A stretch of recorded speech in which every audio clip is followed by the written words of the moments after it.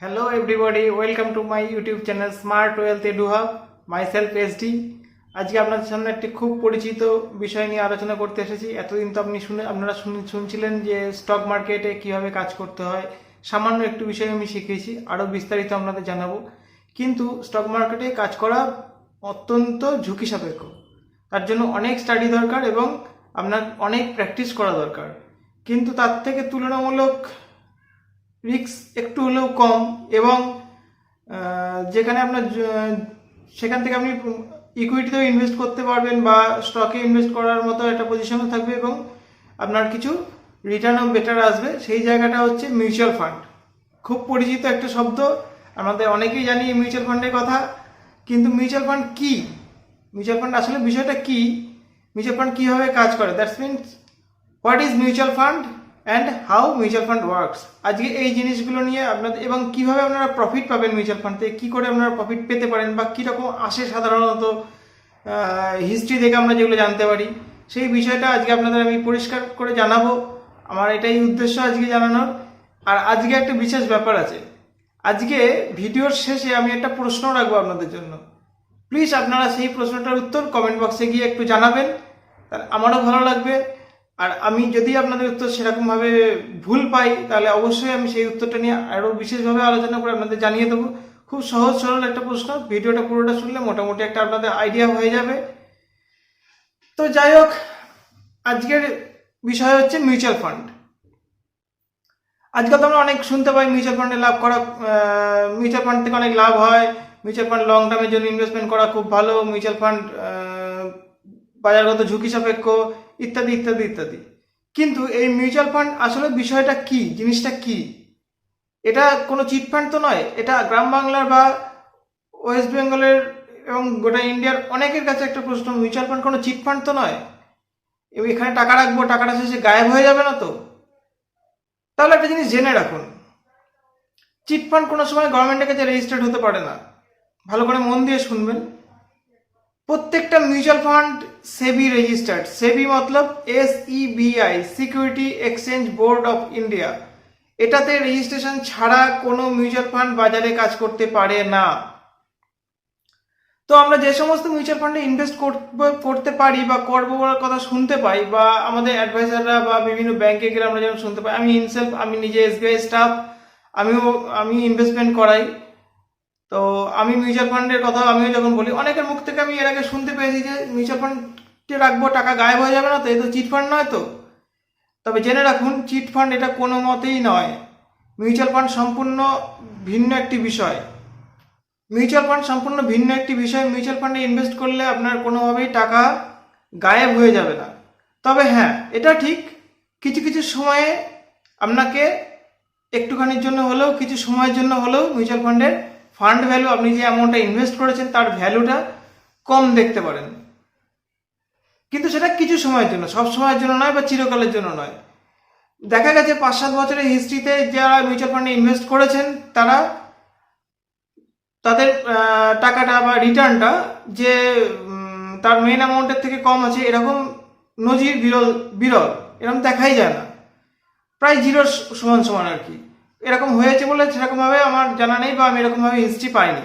বিষয়টা কীরকম একটু মাঝে মধ্যে কম দেখতে পারি ভ্যালু, এরকম ব্যাপারটা কী দাঁড়ায়? এই ধরুন, যেমন এখন মার্কেট ডাউন ট্রেন্ডে চলছে, ডাউন ট্রেন্ডে দিন কতক আগে চলছিল, মার্কেট বেশ কিছুটা ফল করে গেছিল, তারপর হঠাৎ করে কিছুদিনের জন্য একটা আপ ট্রেন্ড চলছে। আমার এক্সপেকটেশন মার্কেট আরেকটু ডাউন ট্রেন্ডে যেতে পারে। মেবি নিফটিকে 6400-800 লেভেলে আমরা দেখতে পারি।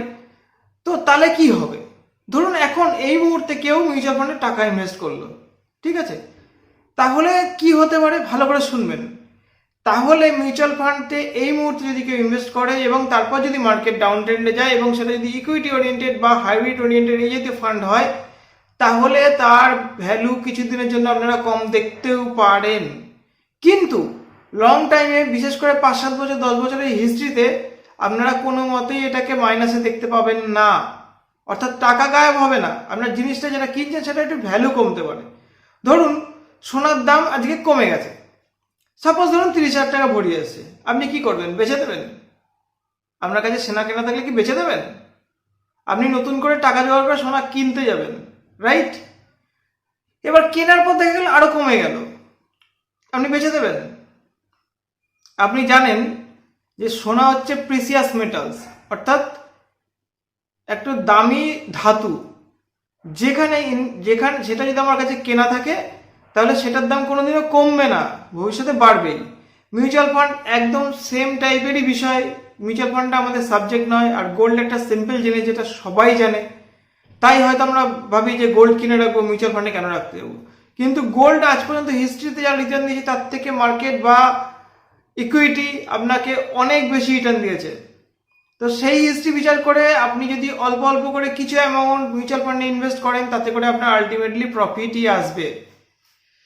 সে তো গেল, মিউচুয়াল ফান্ডে ইনভেস্ট করলে প্রফিট আসবে, লং টার্ম ইনভেস্ট করা ভালো, সবই ঠিক আছে, কিন্তু মিউচুয়াল ফান্ড বিষয়টা কি, এটা কি? তো এই প্রশ্নের উত্তর নিয়ে হচ্ছে আজকে আমাদের মূল বিষয় আলোচনা। তার আগে আমি একটা কথা আপনাদেরকে জানিয়ে রাখি, আপনাদের কাছে আমি একটা অনুরোধ রাখছি, যদি আমার আলোচনা বা ভিডিও ভালো লেগে থাকে প্লিজ চ্যানেলটাকে সাবস্ক্রাইব করুন। এবং আমার অনুরোধ, প্লিজ আপনাদের চেনা অচেনা চেনা পরিচিতদের হোয়াটসঅ্যাপের মাধ্যমে, ফেসবুকের মাধ্যমে, মেসেঞ্জারের মাধ্যমে প্লিজ আমার ভিডিওগুলো একটু শেয়ার করে দিয়ে সাবস্ক্রাইব করে নিতে বলুন। তাতে করে আপনারা আলটিমেটলি অনেকে অনেক জিনিস জানতে পারবেন, অনেক প্রশ্ন উঠে আসবে, সেই প্রশ্নগুলোকে নিয়ে আমি আলোচনা করতে পারবো। তাতে করে আপনাদেরও যেমন জ্ঞান বৃদ্ধি হবে বা নলেজ বাড়বে, তেমন আমারও নলেজটা বাড়বে, কারণ নলেজ শেয়ারিং করলে তবেই বাড়ে, তাই তো? তো আজকে তাহলে চলে আসি আমরা মূল পর্বে, মিউচুয়াল ফান্ড কি, কিভাবে কাজ করে এবং এর থেকে আমরা কিভাবে প্রফিট পেতে পারি। ওকে, লেটস গো। তাহলে চলুন শুরু করি। মিউচুয়াল ফান্ড কি? মিউচুয়াল ফান্ড হলো অনেকটা ঠিক গাড়ির মতো। অবাক হয়ে গেলেন? গাড়ির সাথে মিউচুয়াল ফান্ডের কি তুলনা, তাই তো? দেখুন, গাড়ি সবসময় সাধারণত ফ্রন্ট গিয়ারেই চলে, মানে সামনের দিকে এগিয়ে যায়। তবে কিছু কিছু সময়ের জন্য বা কিছু প্রয়োজনের তাগিদে গাড়ি ব্যাক গিয়ারেও যায়, কিন্তু কিছু সময়ের জন্য বা কিছুটা রাস্তার জন্য, তাই তো? তো এই মিউচুয়াল ফান্ডও সবসময় আপনাকে সামনে দিকেই যে এগিয়ে নিয়ে যাবে তা নয়, কিছু কিছু সময়ের জন্য, কিছু বিশেষ সময়ের জন্য, কয়েক দিনের জন্য বা কয়েক মাসের জন্য এটা ব্যাক গিয়ারে যেতে পারে, কিন্তু আলটিমেটলি এর উদ্দেশ্য কিন্তু ফ্রন্ট গিয়ারেই যাওয়া। তা মিউচুয়াল ফান্ড তো গাড়ির মতো একটা বিষয়, কিন্তু সেই গাড়িটা কিসের তৈরি? এক্ষেত্রে গাড়িটা হচ্ছে ফিনান্সিয়াল ভেহিকেল, দ্যাটস মিন মানি দিয়ে তৈরি, অর্থাৎ টাকা দিয়ে তৈরি। তাই টাকাটা আসে কোথা থেকে? টাকাটা আসে আমার আপনার মতো সাধারণ মানুষের কাছ থেকে, বিভিন্ন ইনস্টিটিউশনাল ইনভেস্টর যারা আছেন তাদের কাছ থেকে, বিগ প্লেয়ার যারা আছেন তাদের কাছ থেকে, কোম্পানির নিজের বিভিন্ন ইনসাইডারের কাছ থেকে এই ফান্ডটা আসে।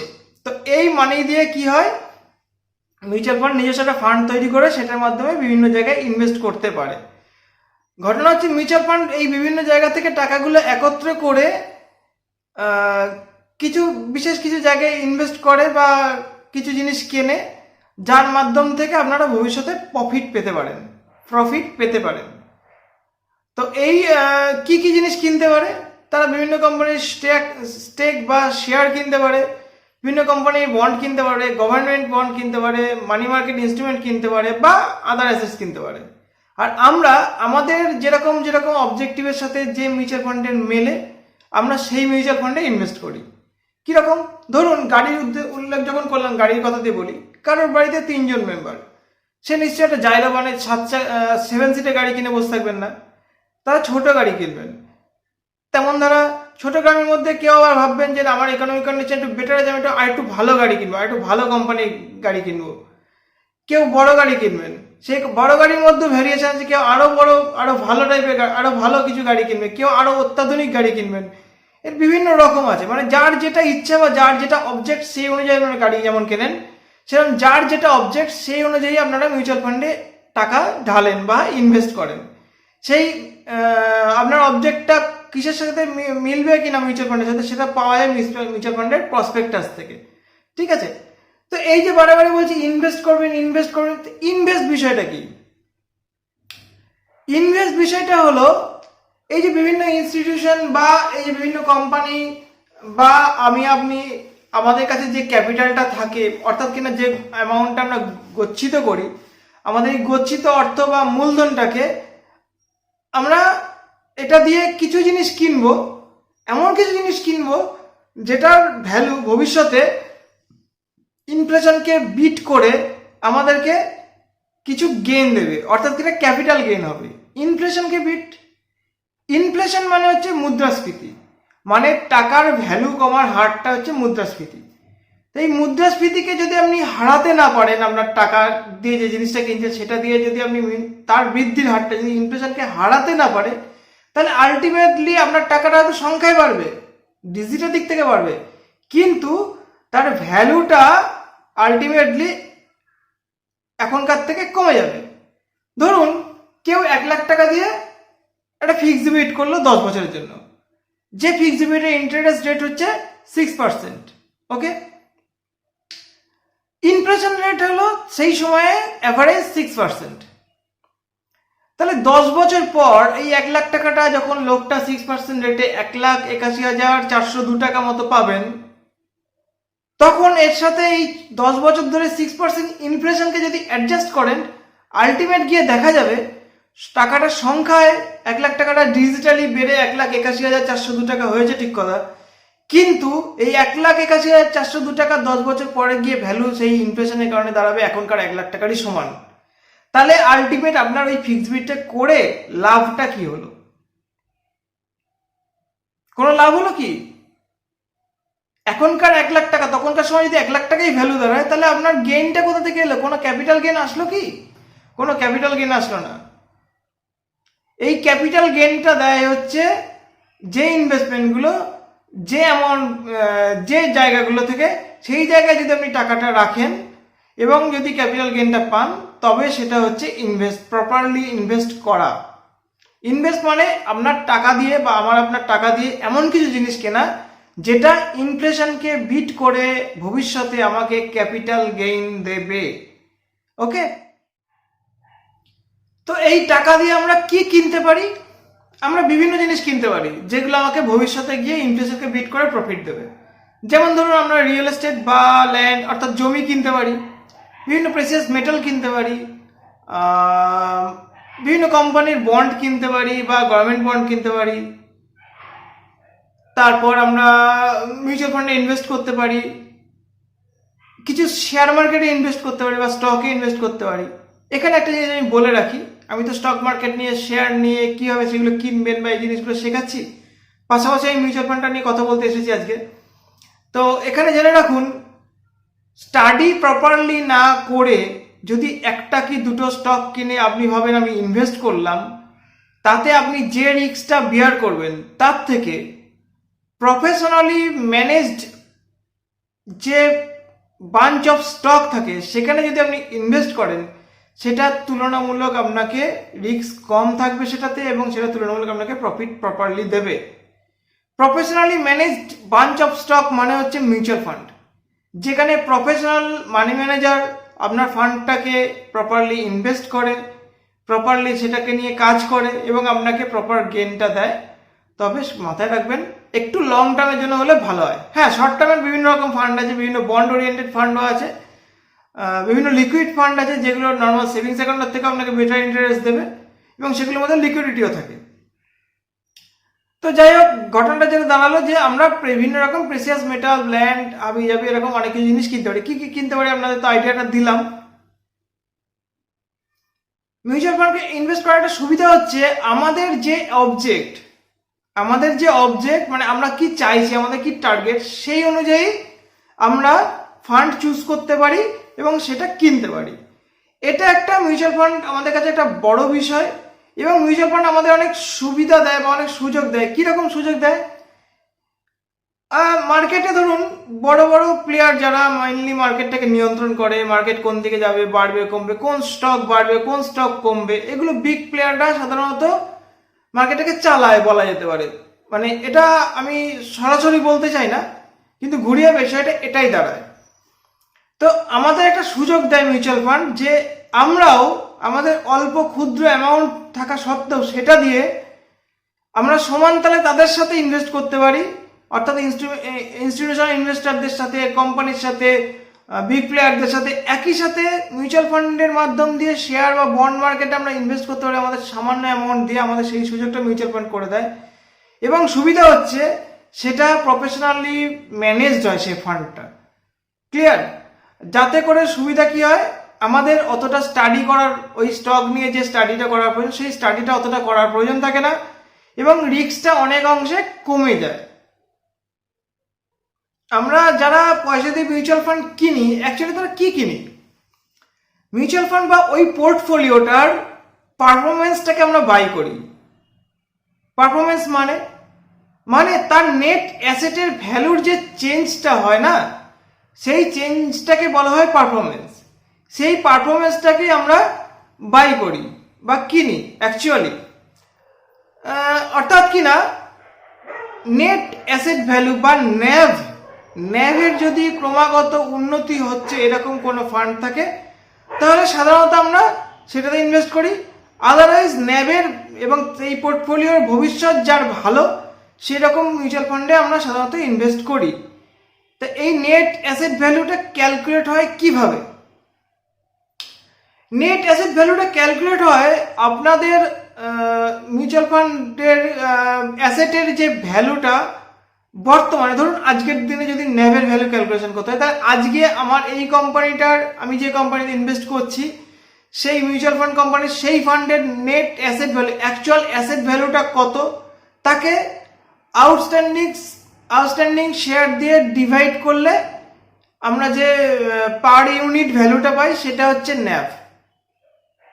অর্থাৎ কিনা টোটাল অ্যাসেট ভ্যালুকে আমরা যতজনা মিলে হোল্ড করে আছি, সে হোল্ড করার মধ্যে আমি থাকতে পারি, আপনি থাকতে পারেন, অর্থাৎ সাধারণ মানুষ থাকবেন, কোম্পানি নিজে থাকবে, ইনসাইডাররা থাকবে, ইনস্টিটিউশনাল ইনভেস্টররা থাকবে, তাদের প্রত্যেকের অ্যামাউন্ট সেখানে জড়ো হয়েছে। সেখানে অ্যামাউন্ট জড়ো হওয়ার কারণে আপনার আমার বা তাদের যে শেয়ারগুলো রয়েছে, অর্থাৎ কিনা ইউনিটগুলো যেগুলো রয়েছে কিনা, সেই ইউনিটগুলো দিয়ে যদি টোটাল অ্যাসেট আজকের দিনে ভ্যালুকে যদি ভাগ করা হয় তাহলে পাওয়া যাবে পার ইউনিট ভ্যালু, যেটাকেই কিনা বলা হয় ন্যাভ বা নেট অ্যাসেট ভ্যালু।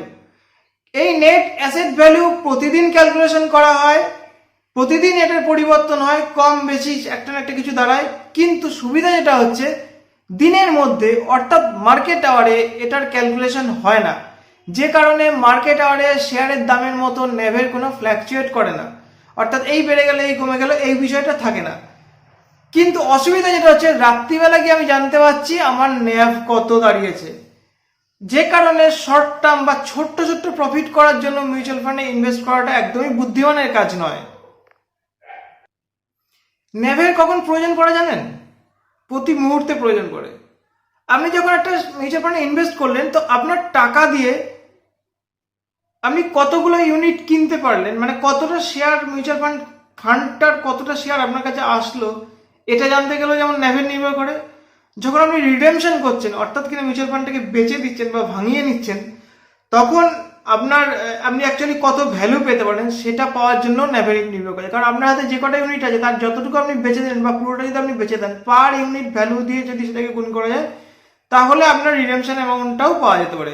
অর্থাৎ ন্যাভ একটা খুব ভাইটাল একটা বিষয়। তো বোঝা গেল যে মিউচুয়াল ফান্ড কি, কিন্তু মিউচুয়াল ফান্ড কিভাবে কাজ করে বলুন তো? মিউচুয়াল ফান্ড আসলে একটা দ্বৈত সত্তা আছে মিউচুয়াল ফান্ডের মধ্যে।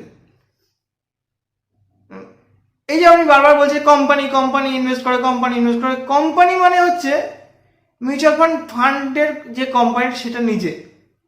মিউচুয়াল ফান্ড আসলে একটা কোম্পানি যে কিনা নিজেও ইনভেস্ট করে, অর্থাৎ দ্বৈত সত্তা, ডুয়েল নেচার এর মধ্যে দেখা যায়। নিজে কোম্পানি আবার নিজেই ইনভেস্টও করে। স্টকের সাথে কি ডিফারেন্স? স্টক আর মিউচুয়াল ফান্ডের মধ্যে কি ডিফারেন্স? ধরুন আজকের দিনে আপনি এসবিআই এর স্টক কিনলেন, ঠিক আছে?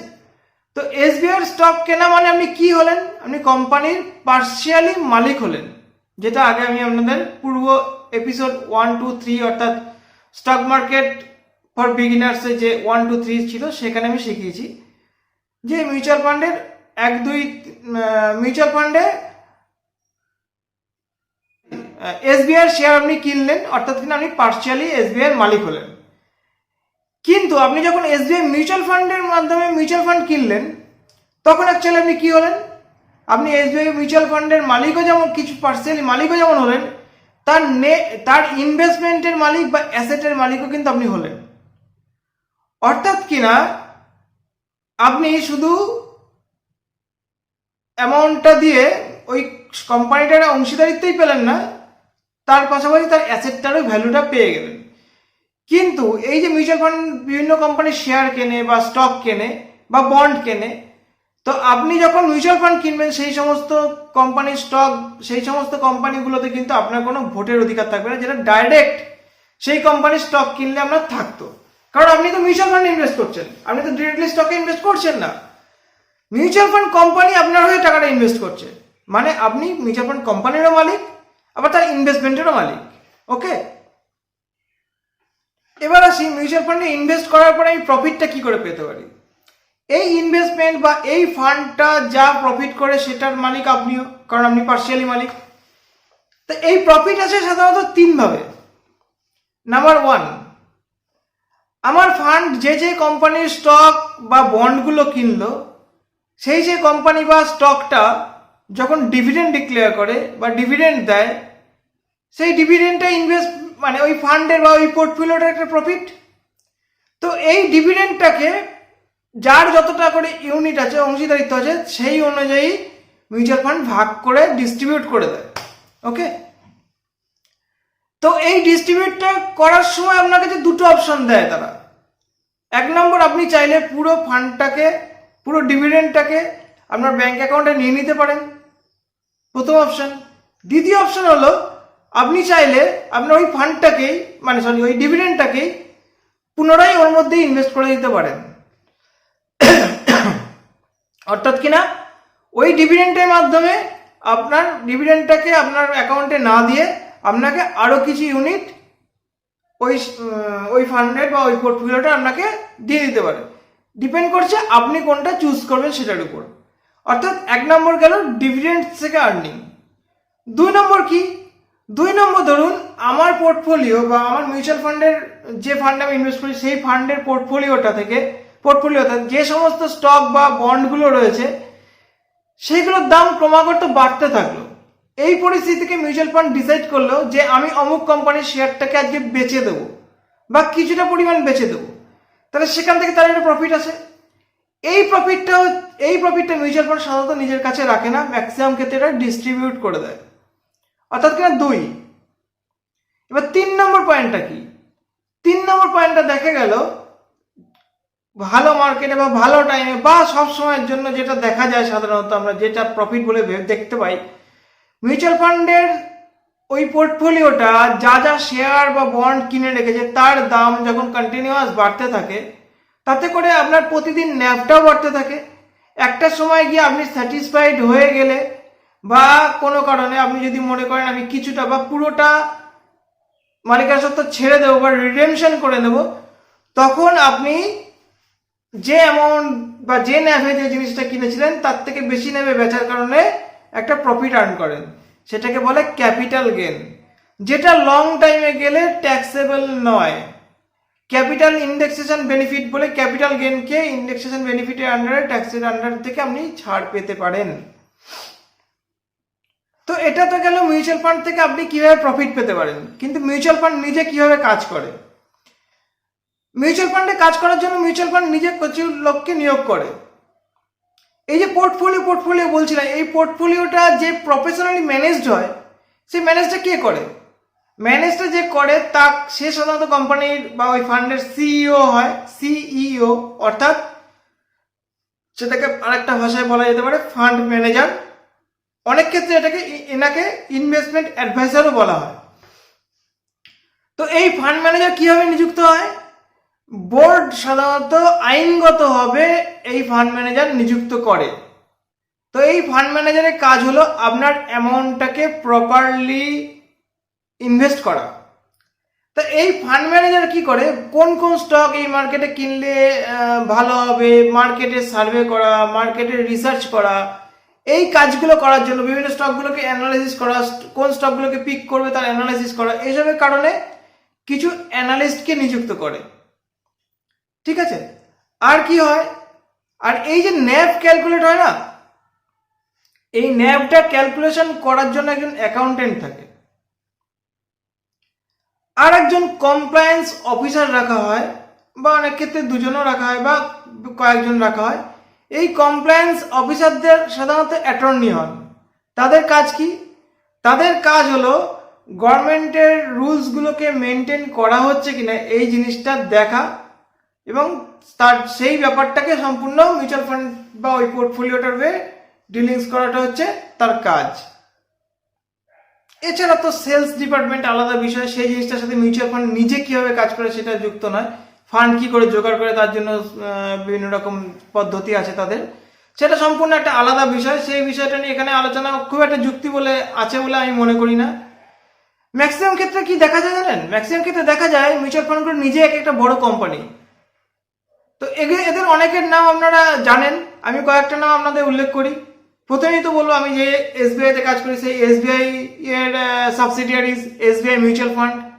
এছাড়া যে এখন কিনা ইন্ডিয়াতে নাম্বার 1 এএমসি, অর্থাৎ সব এইউএম এর দিক থেকে সব থেকে বেশি ক্যাপিটাল এখন মিউচুয়াল ফান্ড এসবিআই মিউচুয়াল ফান্ডে ইনভেস্ট হয়ে আছে।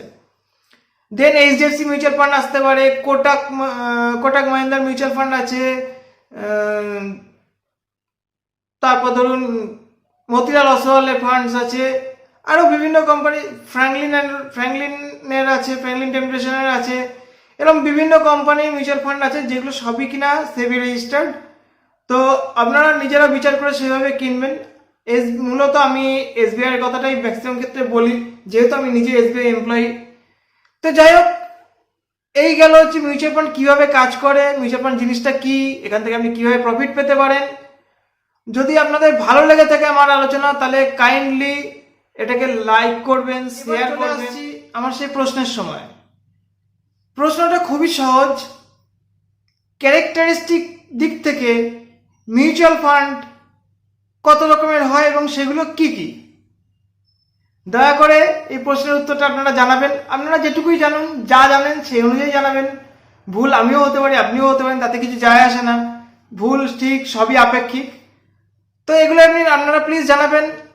আর শেয়ার সংক্রান্ত ব্যাপারে আইডিয়া পেতে গেলে, বিশেষ বিশেষ স্টক সম্বন্ধে কোনটা আগামী দিনে ভালো হতে পারে বা খারাপ হতে পারে এর সম্বন্ধে আইডিয়া পেতে গেলে আমার ওয়েবসাইট www.smartwealtheduhub.com, এখানে আপনারা ভিজিট করতে পারেন। সেখানে আমি বিভিন্ন কোম্পানির শেয়ার নিয়ে আলোচনা করি বা লিখি। এছাড়া টুইটারে আমাকে ফলো করতে পারেন, সংগ্রাম_SWEH SANGRAM_SWEH।